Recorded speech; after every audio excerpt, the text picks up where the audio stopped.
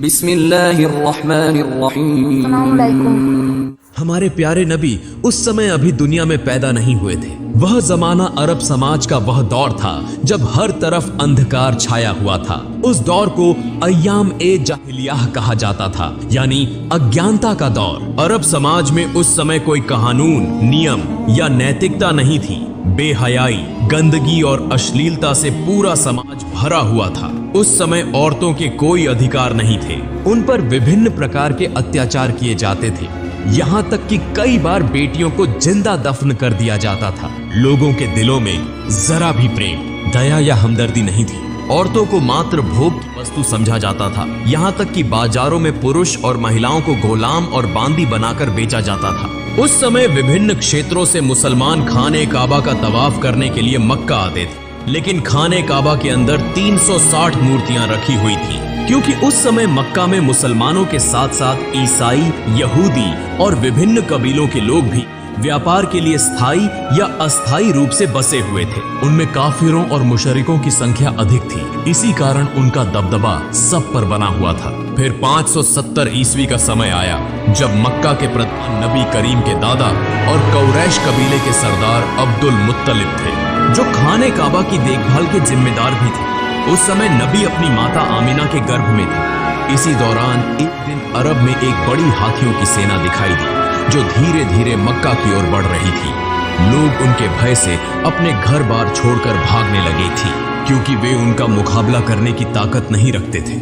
यहाँ तक कि वह सेना कई मक्का वासियों को कैद करके उन पर जुल्म और अत्याचार करने लगी और नबी के दादा अब्दुल मुत्तलिब के 200 ऊंटों सहित मक्का के सभी ऊंट छीन लिए, ताकि कोई उनसे लड़ न सके। उसी समय नबी के चाचा अब्बू तालिब आकर अब्दुल मुत्तलिब को मक्का की स्थिति से अवगत कराते हैं और कहते हैं, अब्बा, हम उस हाथियों की सेना से लड़ नहीं सकते, इसलिए हमें उनके सामने हथियार डाल देने चाहिए। तब अब्दुल मुत्तलिब अपने बेटे अबू तालिब को लेकर हाथियों की सेना के सरदार से मिलने के लिए रवाना होते हैं। इस सेना का सेनापति था मक्का के पड़ोसी क्षेत्र यमन का शासक अबरहा। वह बहुत शक्तिशाली और प्रभावशाली था। हालांकि अरब समाज उस समय अंधकार में डूबा हुआ था, लेकिन दुनिया के अधिकांश लोग जान चुके थे कि इस्लाम ही सबसे उच्च, सच्चा और शांति का धर्म है। इसी कारण विभिन्न क्षेत्रों के लोग इस्लाम स्वीकार कर रहे थे और समूहों में हज के लिए मक्का आते थे। इस्लाम और खाने काबा की यह लोकप्रियता देखकर अब्रहा ने अपनी शक्ति के बल पर यमन की राजधानी सना में खाने काबा जैसा एक गिरजाघर बनाया, क्योंकि वह चाहता था कि लोग ईसाई धर्म स्वीकार करें और उसके बनाए हुए गिरजे में अधिक से अधिक आएं। लेकिन जब अब्रहा ने देखा कि उसकी इच्छा पूरी नहीं हो रही थी, तो वह अत्यंत क्रोधित हो गया और उसने निर्णय कर लिया कि वह खाने काबा को ढा देगा। फिर अब्रहा 60,000 सैनिकों और 13 हाथियों के साथ मक्का की ओर रवाना होता है। उसी समय अब्दुल मुत्तलिब उसके पास पहुंचकर उससे कहते हैं, मैं तुम्हें चेतावनी देता हूं, जिस घर को तुम गिराना चाहते हो वह अल्लाह का घर है, इसलिए इस खतरनाक काम से बाज आ जाओ। लेकिन अब्रहा ने उनकी बात सुनने से इनकार कर दिया। तब अब्दुल मुत्तलिब ने उससे कहा, तुम मेरे ऊंट वापस कर दो। यह सुनकर अब्रहा हैरान हो गया और बोला, मैं तुम्हारे पवित्र उपासना स्थल को गिराने आया हूं, जहां तुम्हारे पूर्वज पूजा करते रहे हैं। इससे तुम्हारी इज्जत और पहचान मिट्टी में मिल जाएगी।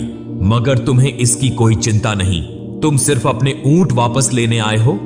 तब अब्दुल मुत्तलिब ने उत्तर दिया, मैं अपने ऊंटों का मालिक हूं, इसलिए मैं उन्हें लेने आया हूं, लेकिन इस मक्का और खाने काबा का असली मालिक अल्लाह है।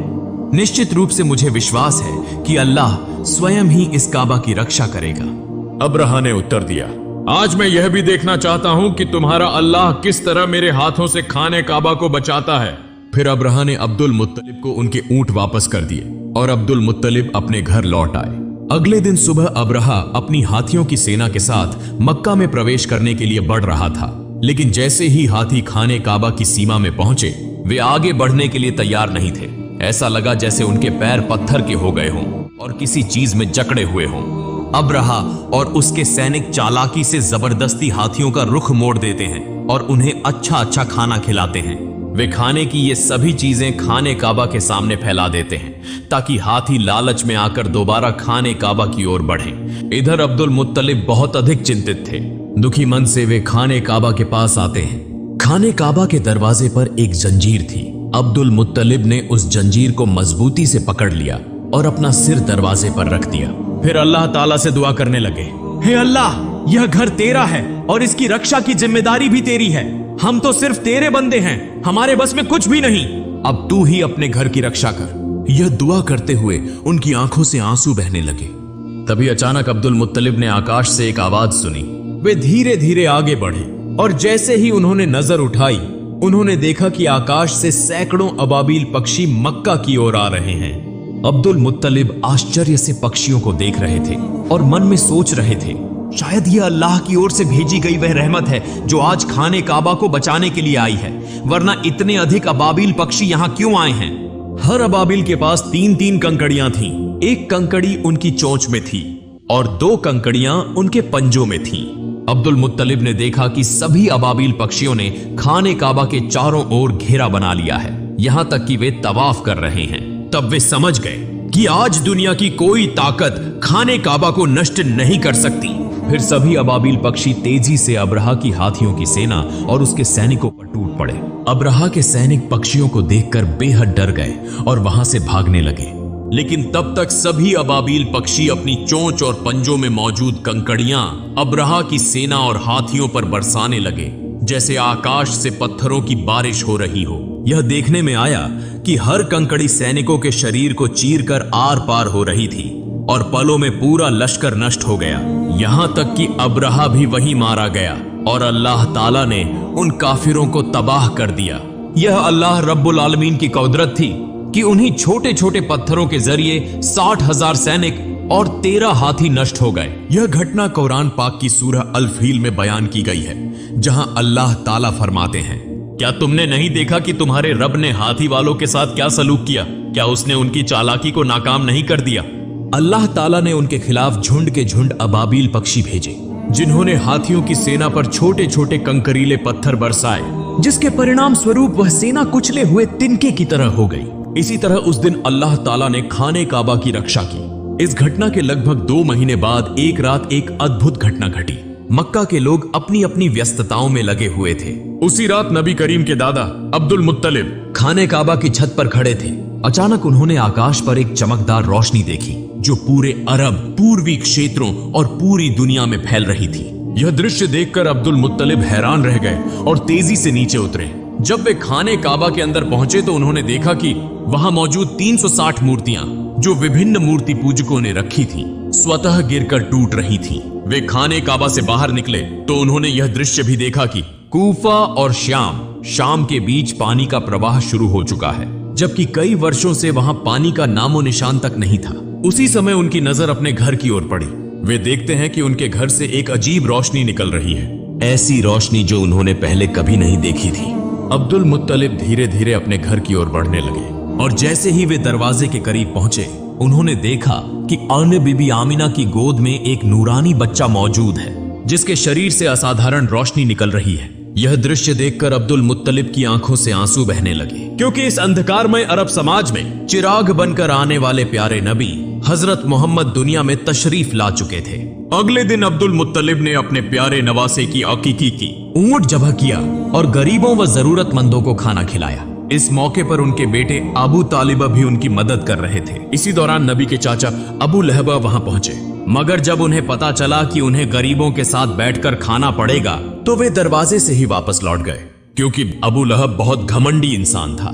इधर हजरत आमिना के सीने में दूध नहीं था, इसलिए नबी करीम को दूध पिलाने के लिए एक आदाई को बुलाया गया। वह दाई दरअसल अबू लहब की पत्नी की बांदी थी। जब अबू लहब घर वापस आया तो उसकी पत्नी ने उससे गुस्से में झगड़ा किया कि तुमने मेरी बांदी को यह काम करने क्यों दिया, क्योंकि असल में भी अबू लहब की पत्नी भी बहुत घमंडी औरत थी। दूसरी ओर यहूदी विद्वान एक स्थान पर बैठकर आपस में चर्चा कर रहे थे।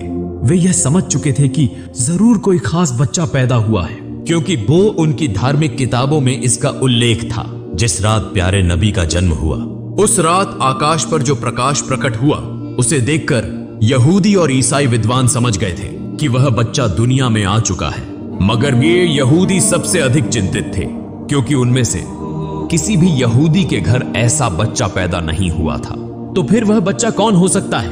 इसीलिए यहूदी सरदारों ने कई बच्चों को खरीदने की कोशिश की ताकि उस बच्चे को अपनी जाति में शामिल कर सकें। बल्कि उन्होंने कई धोखेबाज औरतों को पैसे देकर वो आदेश दिया कि वे किसी खास निशानी के माध्यम से उस नबी को खोजें। कुछ दिनों बाद बच्चों के नाम रखने का एक समारोह हो रहा था।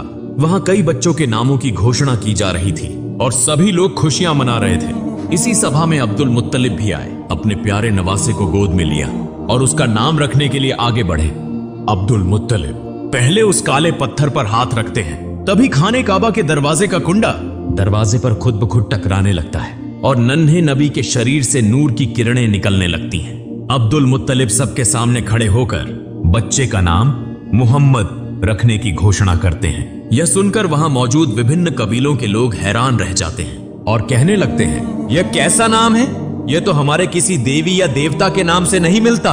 वास्तव में उन्होंने इससे पहले मोहम्मद नाम कभी नहीं सुना था, इसीलिए लोग आपस में इस नाम पर बहस करने लगे। तभी नबी के चाचा अबू तालिबा आगे आते हैं और कहते हैं, ए लोगो, चुप हो जाओ। यह बच्चा मोहम्मद के नाम से जाना जाएगा और तुम लोग इस नाम को कभी भी बदल नहीं सकते।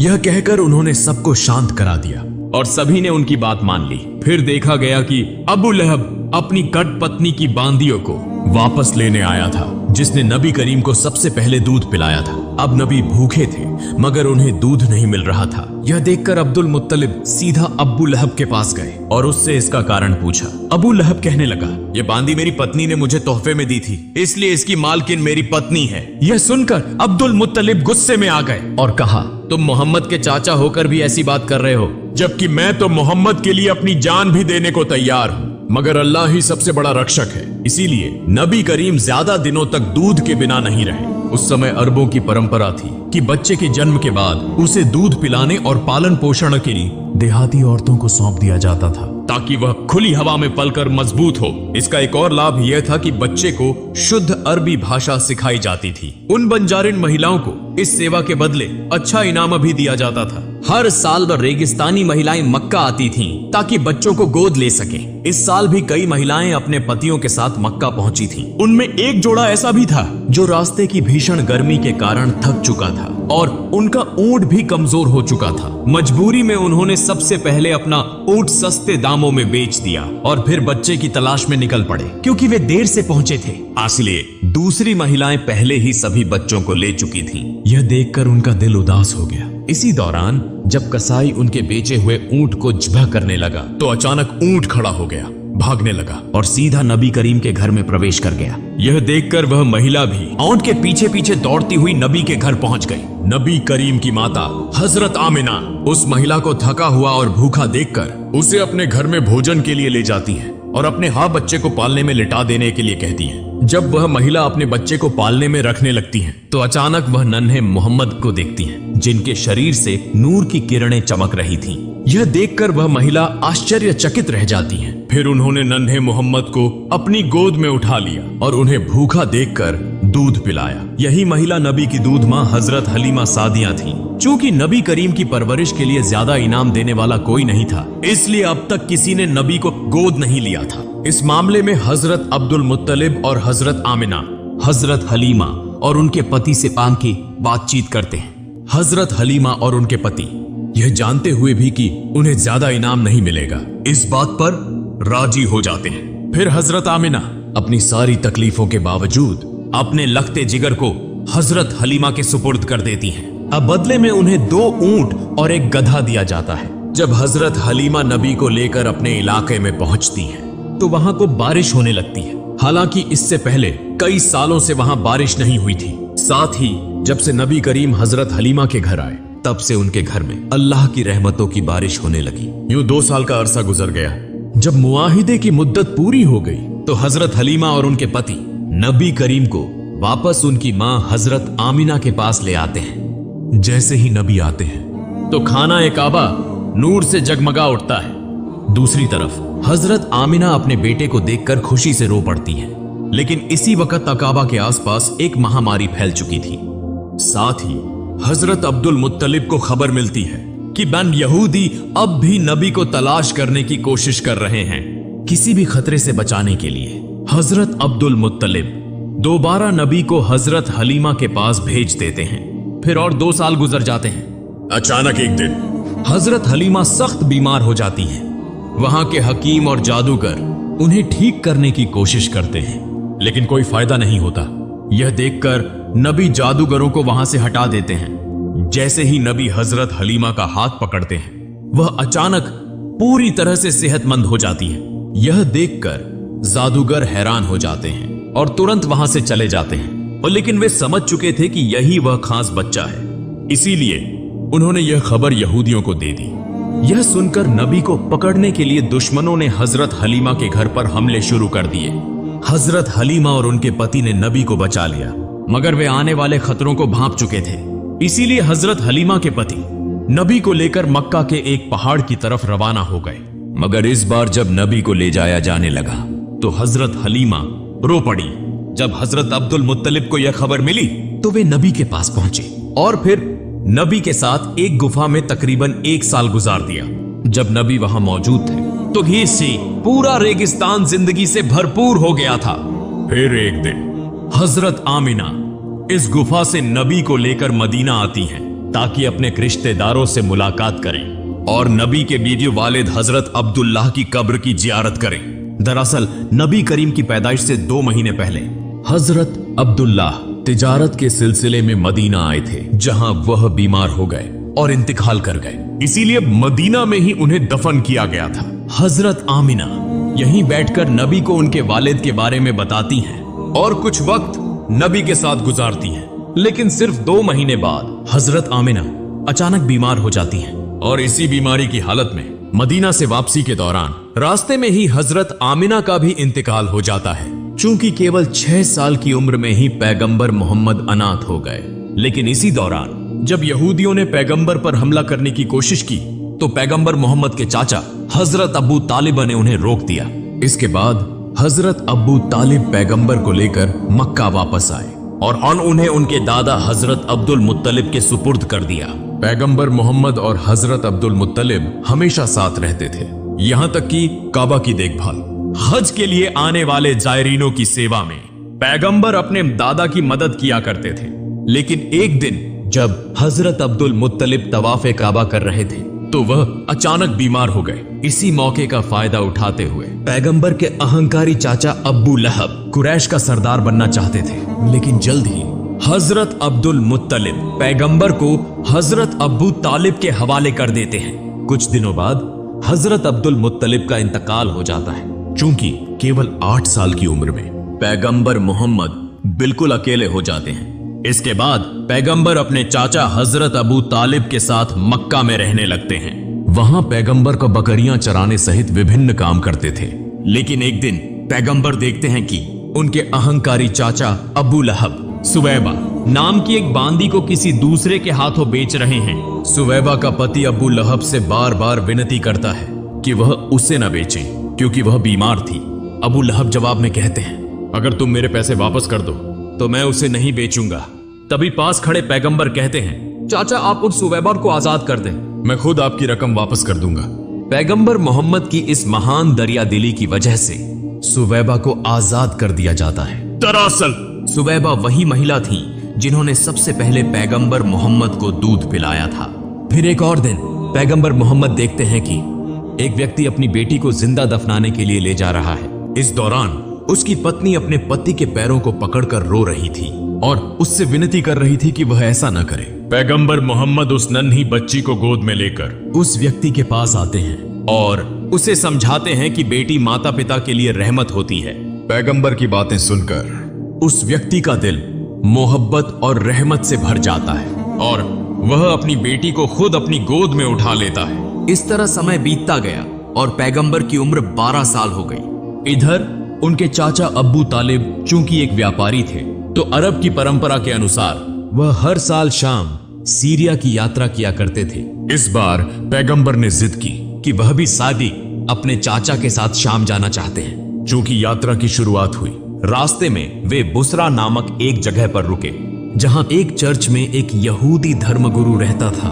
उसने पैगंबर और उनके चाचा अब्बू तालिब सहित पूरे काफिले को खाने की दावत दी। जब उसने नन्हे मोहम्मद को देखा तो वह तुरंत समझ गया कि यही आखिरी और सबसे महान पैगंबर हैं। यह वही बात थी जो उनकी धार्मिक किताबों में लिखी थी, जो उन्होंने अपनी आध्यात्मिक दृष्टि से महसूस की थी। फिर उसने हजरत अबू तालिब से कहा, मोहम्मद तुम्हारी पनाह में है, इसलिए तुम्हें और ज्यादा सतर्क रहने की जरूरत है। और यह भी कहा कि तुम्हें मोहम्मद को लेकर शाम नहीं जाना चाहिए, क्योंकि वहां के यहूदी उन्हें नुकसान पहुंचा सकते हैं। यह सुनकर हजरत अबू तालिब ने अपना इरादा बदल दिया और वे वापस मक्का लौटने लगे। लेकिन रास्ते में वे उस यहूदी धर्मगुरु को घायल अवस्था में देखते हैं, जिसने बार बार पैगंबर मोहम्मद को नुकसान पहुंचाने की कोशिश की थी। यह देखकर पैगंबर अपनी सवारी से उतरते हैं और उस यहूदी के मुंह में पानी डालते हैं, फिर उसे समुद्र के करीब ले आते हैं। वहां पैगंबर देखते हैं कि एक महिला और उसके 2 बच्चों को जंजीरों से बांधकर एक मूर्ति के सामने रखा गया था, ओबली के लिए। दूसरी तरफ वहां के मछुआरों का कबीला पूजा कर रहा था, ताकि उनका देवता यह बलि स्वीकार करे और उन्हें अपार धन प्रदान करे। हाँ, लेकिन जब प्यारे पैगंबर हजरत मोहम्मद ने यह दृश्य देखा, यह देखकर वहां के मछुआरों ने पैगंबर को रोकने की कोशिश की, मगर तभी समुद्र की एक जबरदस्त लहर उठी, जिसकी तीव्रता से वह मूर्ति जमीन पर गिरकर टुकड़े टुकड़े हो गई। यह दृश्य देखकर वहां के पुजारी डरकर अपने घरों में छुप गए। कुछ देर बाद जब वह समुद्री तूफान थमा, तो लोगों ने देखा कि असंख्य मछलियां तट पर इकट्ठा हो गई हैं। यह देखकर मछुआरे हैरान रह गए और जल्दी से वे मछलियां पकड़ने में व्यस्त हो गए। दूर खड़ा वह यहूदी धर्मगुरु भी यह सब देखकर दंग रह गया। वास्तव में यह सब पैगंबर की दुआ की बरकत से हुआ था और यह अल्लाह ताला की कुदरत की एक निशानी थी। अंतिम दृश्य में दिखाया जाता है कि हजरत अबू तालिब बूढ़े हो चुके हैं और वे काबा के सामने खड़े होकर मक्का के सभी लोगों को बुला रहे हैं कि अब बिना किसी झगड़े के इस्लाम के रास्ते पर लौट आएं और एक शांतिपूर्ण जीवन व्यतीत करें। और लेकिन तब भी मक्का के कुछ सरदार हजरत अबू तालिब और हजरत मोहम्मद को झूठा साबित करना चाहते थे। लेकिन उस समय तक मक्का के अधिकांश लोग यह समझ चुके थे कि हजरत मोहम्मद ही आखिरी और सबसे महान पैगंबर हैं और ये उनका धर्म ही सबसे सच्चा, सबसे महान और शांति का धर्म है। दोस्तों, वीडियो पसंद आए तो वीडियो को लाइक, शेयर और चैनल को सब्सक्राइब जरूर करना।